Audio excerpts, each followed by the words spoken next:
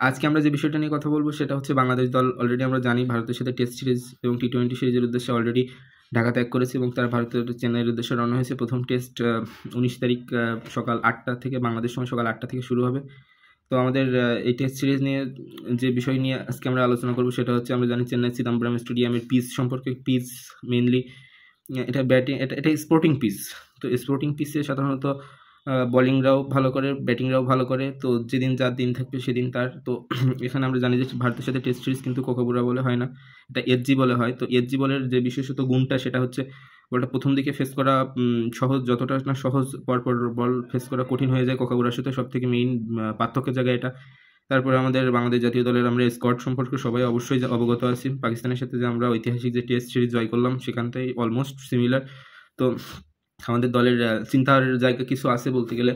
Mainly যে চিন্তার জায়গা সেটা হচ্ছে নাম্বার 1 বলতে গেলে নাজমুল হোসেন শান্ত। আমরা অবশ্যই চাই যে বাংলাদেশ জাতীয় দলের ক্যাপ্টেন হিসেবে নাজমুল হোসেন শান্ত অবশ্যই ভালো কিছু করুক।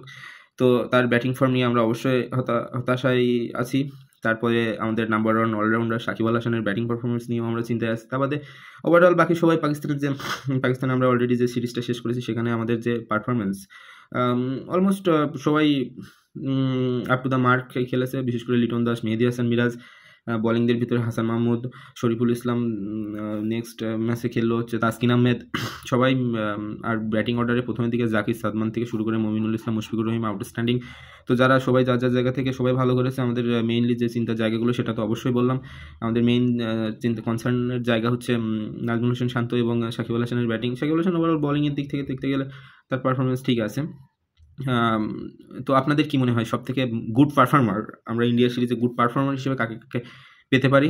অবশ্য পাকিস্তানের এই সিরিজ আমাদের অনেকটা আত্মবিশ্বাস বাড়িয়ে দিয়েছে। তো সেই আত্মবিশ্বাসের উপর ভিত্তি করে আমরা এটাও বলতে পারি যে ভারতের সাথে আমরা খুব কনফিডেন্টের সাথে জিতবো, এই কথাটা বলা এখন হয়তো অতটা সমীচীন হবে না। তো তাদের সাথে একটা ফাইট আমরা দেবো, তাদের মুখোমুখি আমরা যতটা বিগত রেকর্ড আমাদের যতটা না খারাপ তার থেকে বেটার পারফরমেন্স আমরা করবো, এটুকু আশা আমরা করতেই পারি। তো আপনাদের মতামত অবশ্যই জানাবেন। আপনারা কী কী মনে করছেন বাংলাদেশ দল কেমন করবে, বাংলাদেশের ব্যাটিংয়ের জায়গা, বোলিংয়ের জায়গা কোথায়, কার পারফরমেন্স কেমন হবে? আপনাদের মতামত অবশ্যই জানাতে পারেন। ধন্যবাদ সবাইকে।